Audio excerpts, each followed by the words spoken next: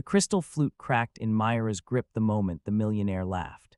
It wasn't the pressure of her fingers, but the pitch of his promise, careless, gilded, the kind of dare that forgets hunger and funeral dust.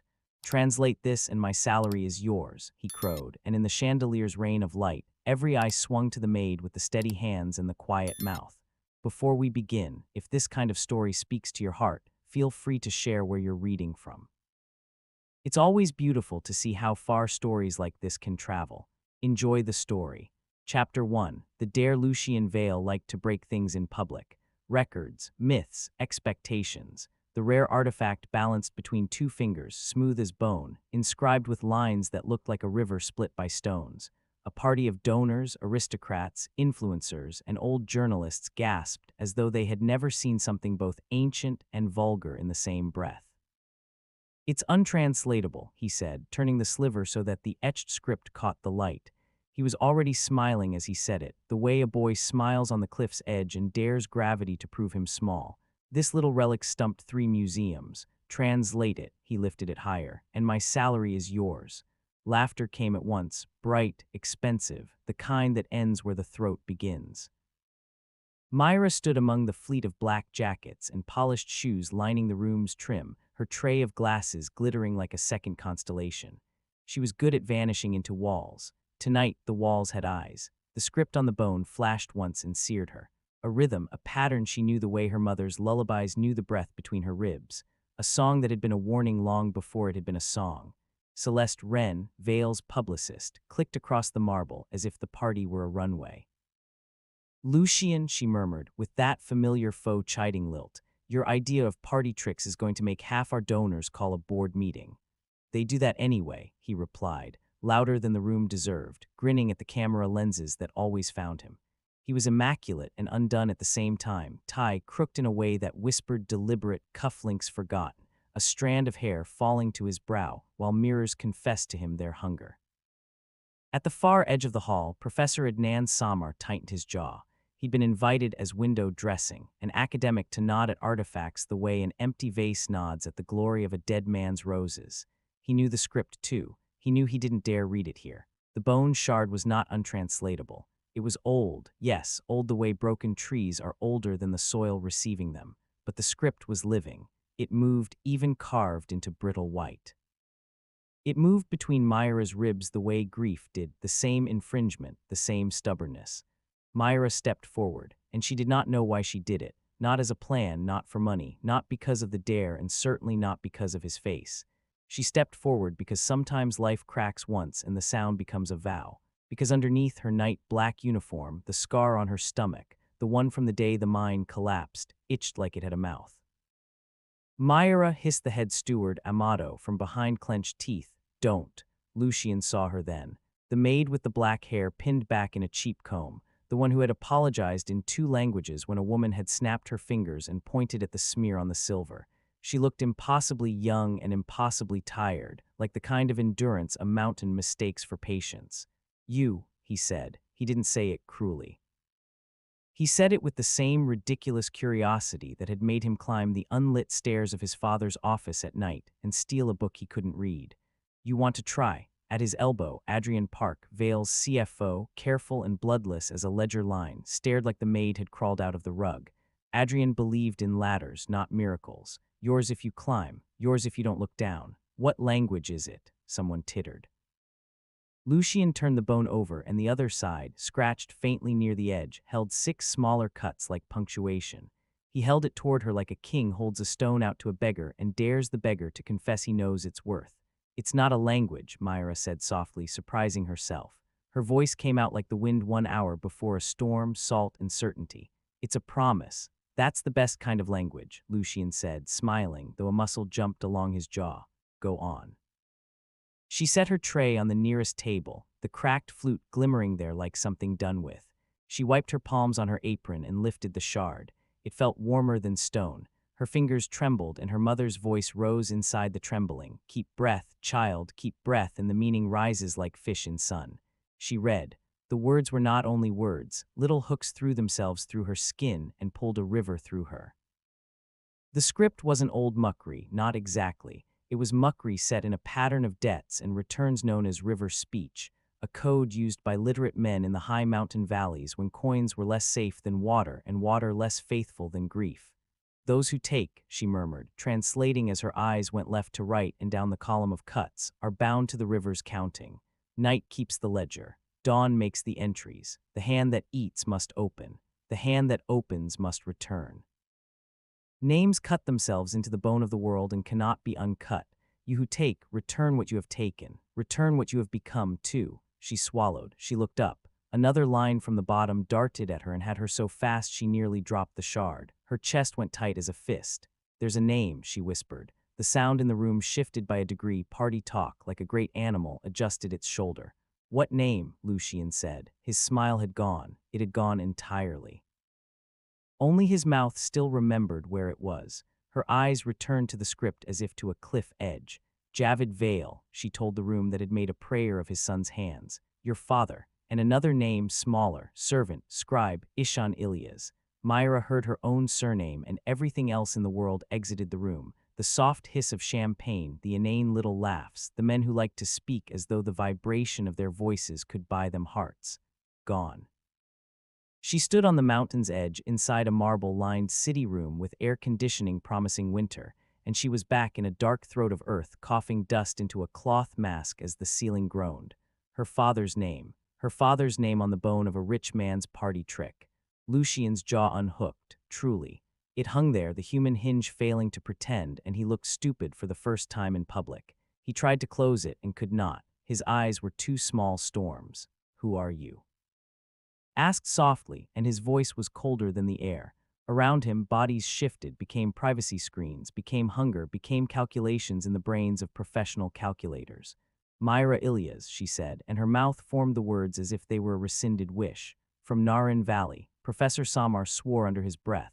Adrian Park blinked slowly twice, the way a snake might test air with its tongue. Celeste Wren put a hand to her chest. Oh, she said, as if at a dress on sale. Get her out, the steward whispered. He was not unkind. He was a man with a job and a daughter with braces. Now, one of the security men, hired shadows, stepped forward, and Lucian lifted a finger and the man stepped back. He took the bone from Myra's hands and cradled it as if it had become a skull. Where did you learn river speech? Lucian's gaze dug for the bedrock of her answer. They told me there were 4 people left who could read this script, and none of them wanted to sleep with me. He was trying for humor. He got a strangled, broken thing instead. In a monastery above the river, she said, and the hallway lights from the memory, long and thin, stretched behind her words, before it burned. And you, Adrian said, his voice finding its clear, measured, terrible width, have just announced a felony. This piece is considered stolen property under Naran cultural preservation law. Mr. Vale, with your permission, I'll contact legal. Legal can go to hell, Lucian said quietly. He was not looking at Adrian. He was looking at Myra as if she were a molar whose ache he could finally name. Ms. Ilyas, Myra, do you understand what you've just read? Better than you did, she said, and she hadn't meant to be cruel, but the words came like stones loosened from a slope. Your father used my father. He made him cut his name into a debt that would never be counted, and then he brought the mountain down on him. There are rooms where grief is appropriate, and rooms where it makes people want to adjust a tie. This was one of the latter. Myra watched a dozen $1,000 shoes shuffle to the left. She kept on breathing. She was 30 seconds into being hunted by 100 smiles. Come with me, Lucian said. 2 words, one hand at his tie. It was the first command he had given all evening that sounded like a plea. Chapter 2, the shelf that shifted his private study had windows like eyes in an old stone face, heavy with a view his father had bought. Every neighboring house elbowed further away so that Vale House could breathe on its own. The books lining the walls were beautiful covers, beautiful spines. Their insides were a rumor he'd never been able to confirm. He shut the door hard enough to make things shake. He stood by it with his palm flat the way a man might hold a flood against the world. Then he let his hand fall. He moved to the bar, poured himself something that smelled like regret. He didn't offer her any. She would not have accepted it. Myra stood near a desk that had been polished so many times that the wood had the sick shine of a rich man's forehead. On the far shelf rested a row of artifacts. The bone shard's absence made a smaller absence around it. Dust, a hush. So, he said. So she echoed, and suddenly Myra wanted to sit in a corner and fold in on herself until she was only the sound of her own heart. She did not sit, she did not fold. What do you want? Lucian chose the blade that private school and inheritance teaches a boy to wield. Transaction. Let's stop pretending the party exists. Let's stop pretending that wasn't a gutting. You said your salary, she replied, and the defiance in her voice was not a game.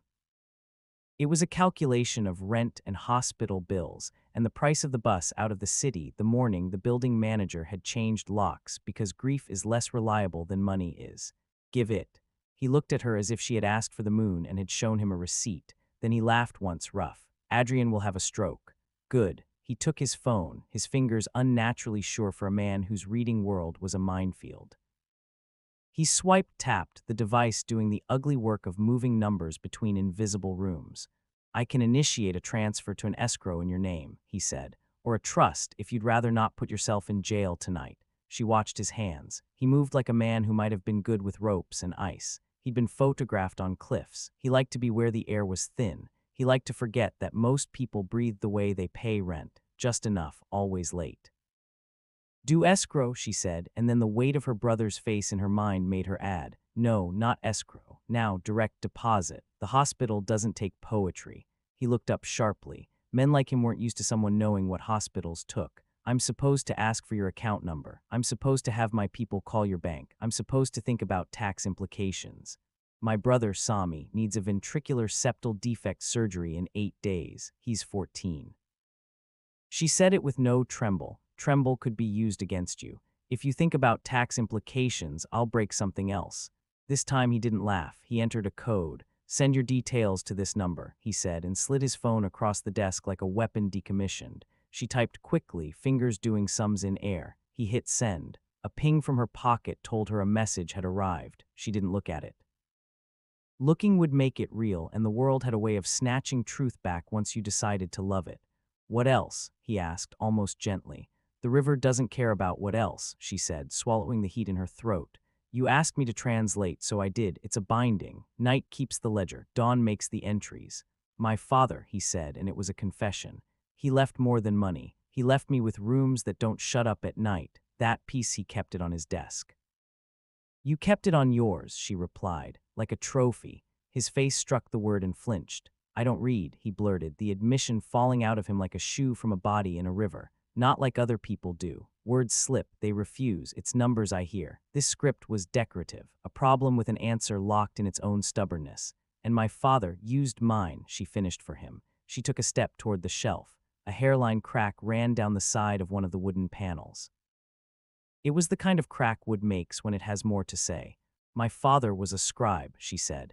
The old men of the valley, when they didn't want the police reading their business, used him. Under a lamp in winter, his breath made smoke around words. And he wrote that name. His own, Lucian said, his eyes on the crack too now, as if a mountain could live behind it. Why would he do that? Because in river speech, when you write a debt, you don't only write the thief, she said. You write the witness. River doesn't count alone.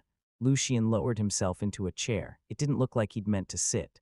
I hired the mine manager that summer, he said, and the statement hung between them heavy and matte. Not to absolve, to tell you my part. I was 26. I thought we didn't need permits if we were careful. My father said, numbers forgive what the river won't, and I believed him. You will tell a judge, she said, and she didn't raise her voice. She didn't have to. But for now, there's more here. A ledger where there's a shard. What do you mean? His eyes had brightened them again. The dangerous kind, the life of a man who thinks he can solve what he killed by naming it. The piece was not meant to move alone, she said. She touched the crack in the wood panel, felt the bit of give there, the tiny suggestion of hidden hands. River speech is also a map when it's cut right. See the 6 small incisions near the bottom. They're not decoration, they're a key. In Narin, a key is never only a key. It's a song, an order, listen. She counted the lines between the small cuts, the way her father had taught her to in a winter where they had burned chairs to keep the pot boiling. 6, then 3, then 2, then 1. Stare. This shelf doesn't just line up, it steps. Lucian was out of his chair before she finished. He ran his fingers along the shelf edge, pressed. The wood moved. A click, a softened groan. A rectangle of paneling loosened and became a door, because even rich men have secret basements they didn't install. Behind the panel, a narrow dark, a breath of damp cool. Myra's skull tried to spill out through her temple. Lucian found a flashlight in the drawer and, without thinking, put it in her hand first. He watched her watch the light break the dark. He followed. Chapter 3. Ledger. The hidden room had the smell of winter. It wasn't rot, it was the chill breath of secrets. The walls were lined not with wine but with boxes. Myra's hand shook as she lifted the lid from the first one. Inside, a stack of notebooks tied with cloth string, pale from years. Her fingers refused to touch them for a moment. Earlier, her surname had rung like a bell. Now it was a blade. She lifted the top notebook and the string fell away. The first page was in Muckery River speech. The second page had an overlay of numbers, columns like rain.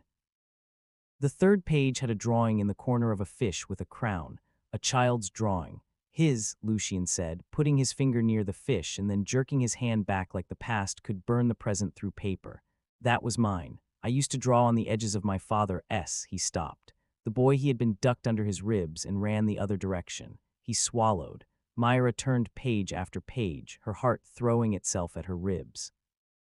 At the bottom of a page halfway through, she found her father's signature. Not Ishan the scribe. Ishan Ilyas, the man who had walked her to the river and told her there were two ways to cross it, with the current and with your own.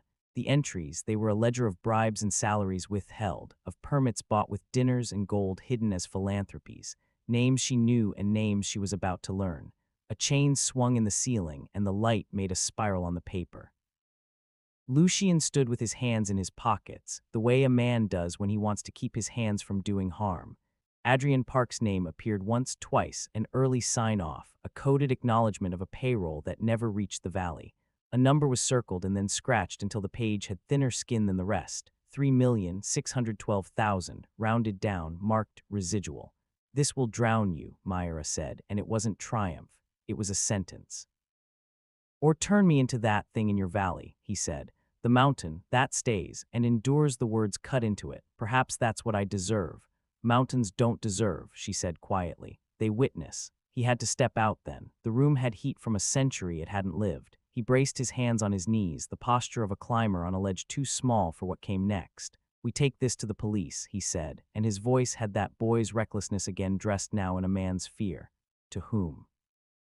She asked, the ones who split this room open in the first place. Who told you it was safe to build without a permit because the permit was a joke? 5 hours ago, I served drinks to 3 of them in suits with red ties. Then to the press. Celeste Wren is the press, she said, and Adrian buys her lunch. That, he closed his eyes the way a man might to find a softer darkness within the dark he's in. That was true. It doesn't have to remain true. And my brother has 8 days. Not anymore, he said, and the roughness in his voice made the words sound like bark. It's 7 now. The ledger had more. A page near the end, the handwriting different, thinner, as though the wrist had begun to fail, held a lined poem written not in river speech, but in a narrow, almost unmarked tongue the monks had used to braid blessing into math. It was not meant to be read by anyone who had not sat where the cold did its patient work. Myra read, and the room changed shape around her. Ishan Ilyas had written like a man writing on a boat in a storm. The lines swooped, then corrected themselves. To the hand that will read my hand, he began. To the son of the man whose hands paid me to carry a weight your father will never confess. I am witness. I am not absolved. A debt is not only theft. A debt is a bridge from a storm to a shore. If the river eats me first, this is what you will do. The rest was a set of instructions. The words used the ledger like a map to something else.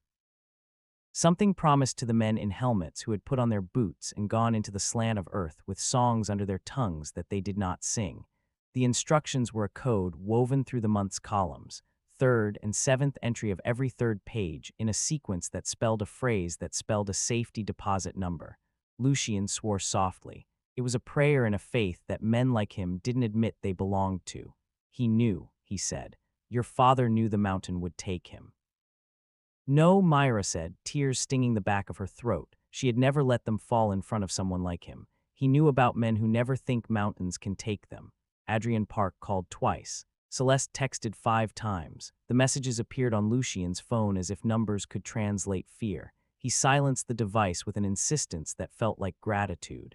You, he said, looking at Myra, you are the only person in this city who can read this straight. I know men. Guys like me, they think they can cheat truth by multiplying it. We will not multiply it. We will stop it here. Stop what? She asked. The rage, he said, and it sounded stupid when he said it, and he knew it. The rage that made me say that sentence like a dare. Translate this and my salary is yours. The world doesn't owe me safety from my own mouth, but it owes you your brother. You cannot pay a river, she said. I can build a bridge and charge a toll. He almost smiled. There it was again, the graceless charm that had made half the city forgive him his father's face. And then let everyone walk without paying, he said. I can do something. Do it then, she said, hunger slicing the spaces between her syllables. But not to look clean, to be clean, to return what was taken. He nodded. I need to get you somewhere safe. She laughed. It came out too high and brittle to be a laugh.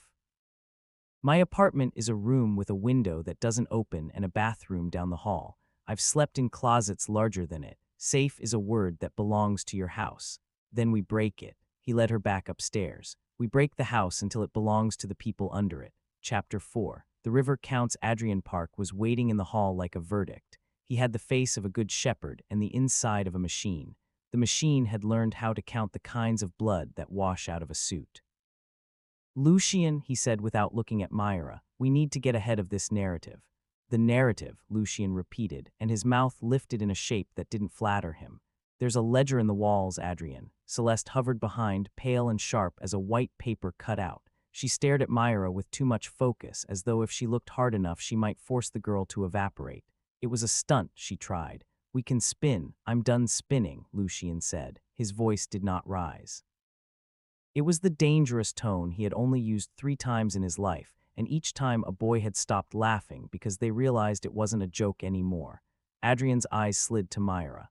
You, he said. You're fired. I was never hired, she said. I was owned for the night. Celeste flinched like she'd been hit. Something in her had been hoping the maid would speak like a maid. She could do things with that kind of speech. You cannot fashion contrition out of a blade. I'm calling the police, Adrian said. You cannot bypass governance because your conscience has decided to wake up like a teenager and kick a door. You will do no such thing, Lucien said. Not until we move what we have to a place where the river doesn't eat it. There are numbers in that ledger that will put you in a room with no windows. Adrian smiled like a knife lying on a plate. What you have, Mr. Vale, is a liability. You would destroy us because a girl cried a sentence in a language no one else can hear.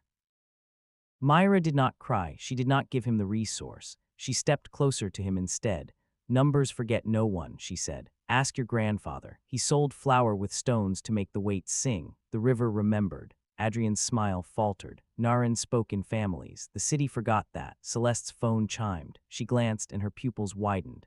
Adrian, she whispered, hand covering the screen as if the phone itself might spill to air. There's been a call from the mine's oversight board. They've scheduled an emergency hearing. Someone tipped them like 10 minutes ago. Myra dipped her chin. The river counts. Dawn makes the entries. Not me, Adrian said with manufactured calm. Not yet, Lucien said, but you would have if it had suited you. Myra, we need to get your brother out of his hospital tonight. She went still. How do you know where he is? You told me which hospital takes poetry, Lucien said. There's only one with a pediatric cardio wing subsidized by a foundation my father built to cleanse his conscience. Her lips parted. A boy so proud of himself, so unaware of his hubris, looked out of the man for a second. She hated him for being useful. She craved his usefulness. Why? She asked, flat, uncertain. Because men like Adrian know how to make a problem disappear if the problem is 14 and asleep with an IV in his arm. He should not have said it. Said it because it was true. He watched her take the truth like a punch to the sternum. I'll go now, he added. Quietly, come with me. Adrian, Celeste hissed. Don't. Adrian's expression did not change, which was how Myra knew he had already made a call. He had already put a word inside a machine that would produce an event. She ran, and the world tilted. Chapter 5. 7 floors, the elevator coughed them back out at the lobby. Outside the air was too bright, the city's throat open to the night. Lucien's driver pulled up in a black car that did not belong on a road that had ever seen a child running in bare feet. Myra climbed in and felt the seat remember 100 better dressed backs. The hospital had 6 floors of careful promises and a 7th floor where the administration did delicate arithmetic. Lucien moved through it like he had bought it. He had, in a way. The nurses at the desk looked up and smiled with the small, secret cynicism nurses earn. Sami Ilias, Myra said, and her heart was a hammer in her throat. She was prepared for the desk to say no. She was prepared to go feral, but the nurse didn't say no. She said, "He's sleeping." They moved him. The cardiologist wanted him closer to the observation window. "Who ordered it?" Lucian asked. The nurse glanced at Myra, then at the man beside her. Her face did a math it did not like. It came down from admin, Dr. Chen. "Adrian," Lucian said softly, bitter pleasure curdling in his mouth at being right. They reached Sami's room to find him alone under a sheet, thrumming with machinery that had been in hospitals before he had. He looked so small that Myra's throat closed. Boys who go into mines are men at 9. Boys who go to 7th floors are children even when they are 60. She stood at the foot of the bed, and the tray she had carried all evening was still in her hands, invisible, full of glass. Her brother's wrists were bruised where nurses had run out of places to put the needles. He had shaved his head because he believed it would make the surgery easier. His eyes fluttered under their lids, chasing something that might have been her voice. "Hey," Lucian said, softly enough to surprise himself. "Sami, you don't know me. I'm the man who—" He stopped. "I'm the man." Sami didn't open his eyes. He didn't have to. He said, "Myra," without his mouth. "I'm here," she said, feeling her heart break and put itself back together with a crack in a new place. "We're moving you. You always say we," he murmured. His smile had his father's dimple, a small dent that holds your heart if you love it. "I like we." Lucian had never been needed this honestly. He moved with a competence that belonged to his body, not his bank account. He lifted, unhooked, and the nurse helped, her face set. "You're sure?" the nurse said like a question, and a challenge, and a blessing. "I'm sure," Myra said. "I'm terrified, but I'm sure." They wheeled the bed quietly, as if fear could wake remorse. In the elevator, Lucian took out his phone. "Celeste," he said, "if you want to save something that matters, send a camera to my house at midnight." He hung up before she could spin. They moved Sami to a small clinic across town that belonged to a doctor no one invited to fundraisers because he charged the wrong kind of price. He took payment in cash and promises made on paper a long time ago and kept now. When they placed Sami in a clean, quiet room, Myra leaned against the wall and slid down it, all the way, until she was sitting on the floor with her knees up, her breath beginning to count itself. There is a kind of sleep you do after your life becomes the thing you thought was impossible. Myra did not sleep that kind. She sat on the floor until dawn unfurled itself in weak color. Lucian had not left. He had not slept either. He watched the faint light make a small sculpture out of his regrets, each one cast in a different metal. When she looked at him, really looked, she saw the boy he had been. The boy who had drawn a fish with a crown in the corner of a page he should not have understood. She also saw blood on his hands that he would never entirely wash away. She was not kind enough to forget either. "We have a number," she said finally. "From the ledger. It goes to a safety deposit box." "Yes," he said, "we will go at 9. The bank opens at 9. A very polite man in a gray suit will ask for identification. I will give him my father's name, and he will decide if that is good enough for the river." Myra smiled without softening. "The river doesn't care about gray suits." "No," he said, "but gray suits care about the river when it tries to flood their basement." Chapter 6. The box, the bank, was all the things people who had never been poor think they have escaped. It had the feel of a rich man's front teeth. The teller smiled and saw through them. Lucian put his hand on the marble, and it looked like he was about to apologize to it. "Javid Vale," he said, "because sometimes the only way through is to say your father's name." The manager arrived with the efficient courtesy of the well-paid. "Mr. Vale," she said, "we weren't expecting you." "I wasn't expecting me either," he said. He did not smile. He gave her the slip of paper with the number from Ishan's poem. She let her face be neutral and her eyes be curious. "One moment," she said, and the one moment became a lifetime. In the vault, under a strip light that hummed like an insect, the manager placed a box on the table. This was not a story in which that box contained gold. It contained something that weighed more. Inside were passbook copies, account numbers, a roll of wax-sealed letters, and a small cloth bag. The bag had been hand-stitched by someone who knew how to repair a kite with no thread to spin. Myra opened it with reverence because you learn reverence when you've lost too much. Coins fell into her palm. They were not old. They were new and heavy. Commemorative coins minted the year of the collapse. Javid Vale had had them struck for the opening of a new city boardroom. He had carried some to his parties in case there were children. "Memento," Lucian said, his voice a cut. "Meal. Memory." Myra unfolded the wax-sealed letters. The first bore her father's unsteady signature and a short note in river speech addressed to any official who decided to read it. The official wouldn't have been able to. It was another map to a share of money diverted and saved, kept aside, Ishan wrote, for the day the river would count loudly enough that the city would have to hear.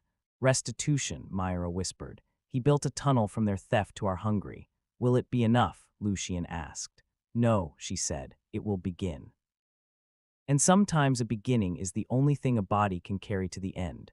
Chapter 7. The press Celeste Wren betrayed Adrian Park at 12:03 a.m. She did it not because she had grown a conscience in a single night, but because she had had a conscience all along and had been feeding it crumbs. She called a journalist who had loved her once and sent him a sentence. By 7:00 a.m., there was a camera in Lucian's foyer and a microphone on his lapel.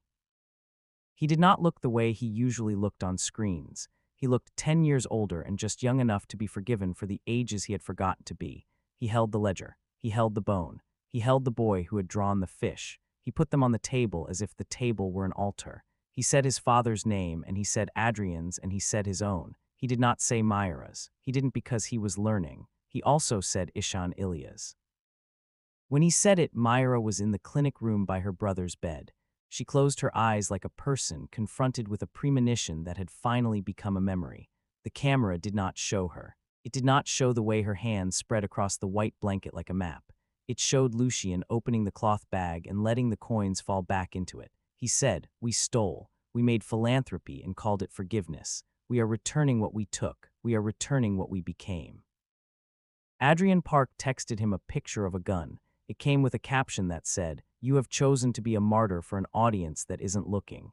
Lucian did not reply. He sent the ledger copies to the DA's office. He sent the safety deposit information to the court. He sent the Rivers counting to every email address he had that ended in at news. At 9:15, the police came to Vale House. They had paperwork, the kind that makes men in suits sweat. Adrian Park left through a side door and walked into a camera. He smiled. Men who believe in numbers believe in nothing so much as timing, but sometimes the river gets there first. He was arrested on the steps. He did not lose his smile. He lost his tie pin. Celeste stood beside Lucian and looked like she was thinking about her mother when she had been someone else's daughter. The press turned like a field of flowers. They asked questions like bees.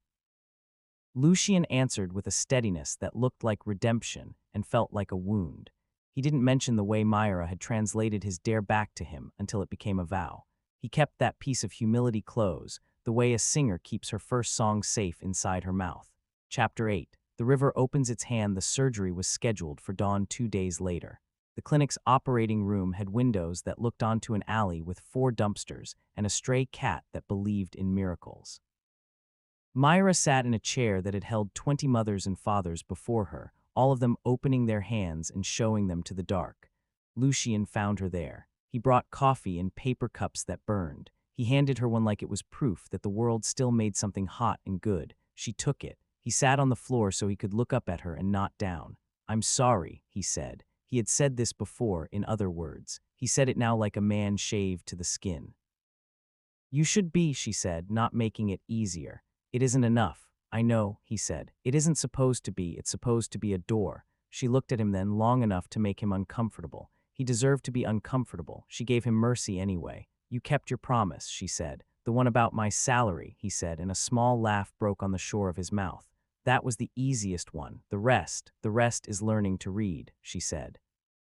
The doctor came out 3 hours after he went in. He was sweating. He was smiling. The words he spoke were better than poetry. Sami was alive. The hole in his heart was smaller, like sorrow after a good cry. He would be weak. He would be marked. He would be here. Myra cried then, the kind of crying that does not belong to any room. Lucian looked away because a man who has spent his life pulling on other people's strings and calling it leadership has to learn how not to be the center of everything, even his own repentance. When Sami woke, he looked at the window and said, "We kept the cat," and Myra laughed through tears and said, "You always collect strays," and Lucian had to go stand in the hall to let the image of a boy and a sister and a cat be a thing the world made without him. Chapter 9. A new language. 6 months later, the valley breathed. Snow came late and clean. The school at the foot of the river had a painted sign in 3 languages, Mukri, river speech, and the city's one. The sign read, "Witness." Myra stood at the front of a room where 10 boys and 6 girls sat with their tongues out because that is how you hold a new alphabet steady. She held the bone shard in her palm. It was no longer in a rich man's study. It was in a place where walls had scars paid for with hands. She had written a grant proposal for the first time in her life. She had spelled philanthropy right the first time, too. She had placed larger words in smaller mouths and watched them grow into the mouths that wanted them. She taught river speech to the children of men who had died in the mountain's mouth. She taught them the difference between map and apology. Lucian came sometimes. He did not arrive in a car that shone. He came in a jeep that a shepherd once used, the upholstery stitching back a history of cuts. He wore his tie like a rope around his throat when he had to testify in the city and like a ribbon when he was here. He carried with him a checkbook and an eye for windows that needed sealing. He carried wrenches and self-hatred and the beginnings of something else too. He brought books without words in them, sketchbooks for children to draw fish with crowns if they wanted. He was poorer. He looked healthy in the way a man looks when he lets his lungs have what they ask for. His jaw learned to be held shut not by shock, but by restraint. Celeste sent them a box of uniforms with cloth that felt like something you could sweat in and still look like yourself. Professor Samar came to lecture once a month and left with his pockets empty because children take things that shine. Adrian Park was 7 months into a sentence that was too light for the weight of the river's counting. He had a window. He could see the sky he had thought was his. Sami wore a scar that curved like a river around his chest. He walked slower. He asked questions faster. He stood at the back of the classroom and corrected his sister when she spoke too quickly and laughed when a boy insisted that letters should rhyme. And the school had a second room. It had a sign on the door with a hand on it and the word, return. Inside were boxes of records, copies, a ledger in glass, the cloth bag with the coins. People brought things to that room, not because they had stolen them, because they had become something they didn't want to be. On a morning when the river had claws of light, Lucian stood by the window with Myra and watched Sami teach a smaller boy how to hold a pencil. The scene had the quality of a memory still busy becoming itself. You could have disappeared, Myra said. The words were not accusing, they were a count. Men like you always manage it. I am disappearing, he said, into something else. She didn't smile, she let him have the difficulty. The board hearing next week, she said. Will it hurt? Yes, he said. Not enough, never enough. Good, she said. He breathed. He looked at her then the way a man might look at an alphabet he had never had the patience to learn. He had learned patience. He was learning. Do you ever hate me? He asked, dangerously. I hate what you were, she said. Sometimes I hate the ease you wear even when you think you've taken it off. Sometimes I hate the number in your name, but the river didn't eat you. It made you count instead. And your father, he said. Do you forgive him for writing the name? Myra closed her eyes. The room was still enough to let the sound of water be the only language for a minute. He wrote himself into a binding because it was the only way to make a bridge from theft to return, she said. I forgive the bridge. I will never forgive the river for needing one. It won't stop needing one, he said. Then we'll keep writing, she replied. He lifted his hand, then dropped it. I could give you a thing you would not accept, he said. My company wants to name this school after me. It would be good politically. It would help the next time we need to raise money, and it would make me sick. No, she said. We have a name. She pointed to the sign, witness. He nodded. He did not argue. He would send the check anyway. The sign would remain the same. Lucian, she said suddenly, and used his name the way a person uses a stone to test the depth of a river. He looked at her. I never thanked you for not saying my name on television. You protected me when it mattered. You protected Sami. I used your father's name, he said, because I wanted men like me to hear it. They did, and you, and me. She held the bone in her palm again, felt the old letters press into new skin.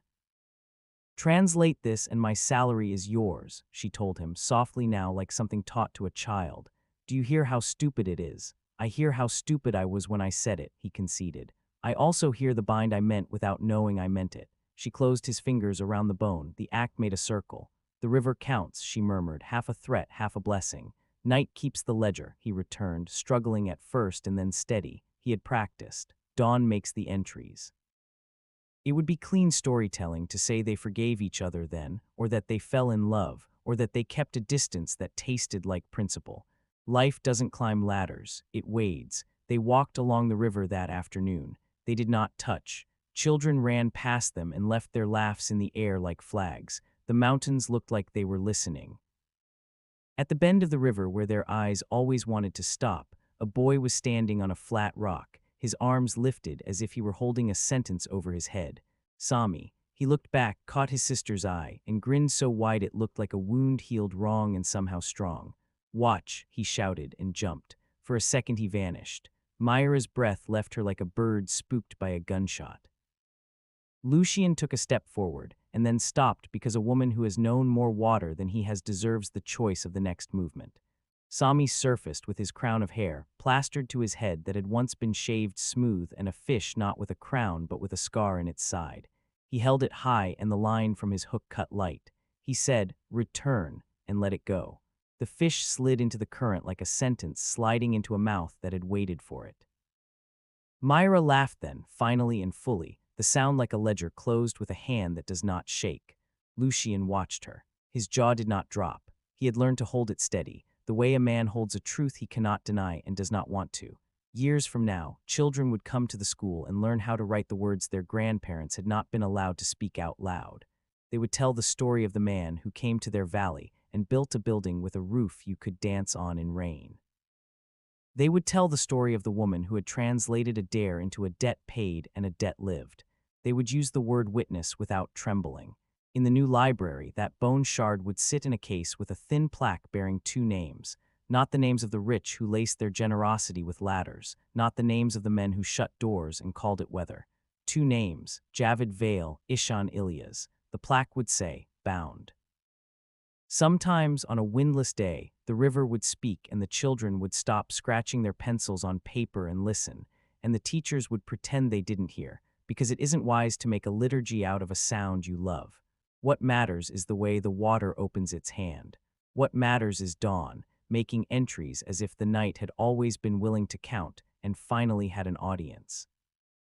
What matters is a sentence said at a party and laughed at, made into a law in a valley, and then made into a bridge a boy crossed with his scar and his smile. Translate this and my salary is yours, the millionaire laughed. The maid did, and his jaw dropped.